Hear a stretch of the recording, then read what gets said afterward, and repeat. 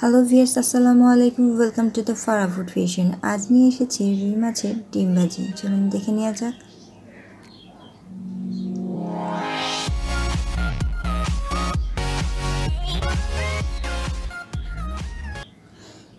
চুলায় প্যান বসিয়ে দিয়েছি, হাফ কাপ রেগুলার তেল দিয়ে দিচ্ছি।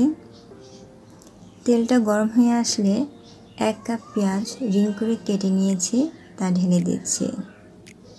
2-3 মিনিট পেঁয়াজটা হালকা ভেজে নিব, পেঁয়াজের যাতে কাঁচা স্মেলটা না আসে তাই।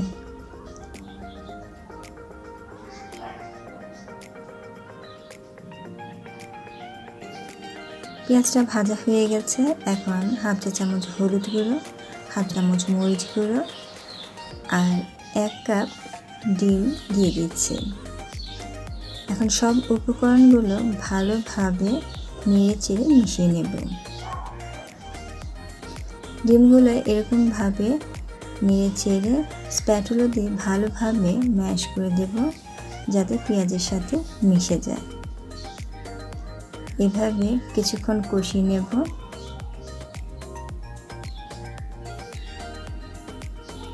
কষানো হয়ে গেছে।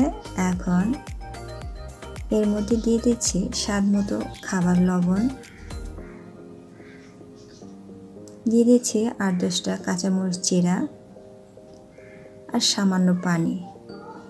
সামান্য পানি দেওয়ার পরে 3-4 মিনিট আবারও ভালোভাবে কষিয়ে নেব, যে পর্যন্ত না পানিটা শুকিয়ে আসছে।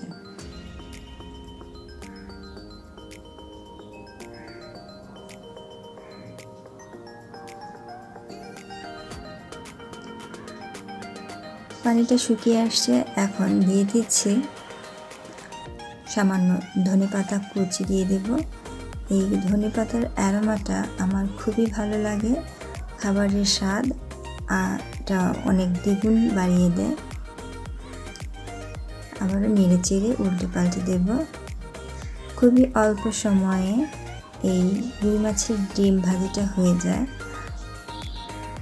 আর এই ডিম ভাজি হলে আর কোনো কিছুই লাগে না, 1-2 প্লেট ভাত এমনি নিমেষে শেষ হয়ে যাবে। আমার মতন আপনাদের কার কার এই ডিম ভাজি পছন্দ অবশ্যই কমেন্ট করে জানাবেন। আজকের রেসিপিটি যদি ভালো লেগে থাকে লাইক, কমেন্ট, শেয়ার করবেন। নতুন নতুন রেসিপি পেতে সাবস্ক্রাইব করবেন, পাশে থাকা বেল আইকনটি ক্লিক করবেন। আল্লাহ হাফেজ।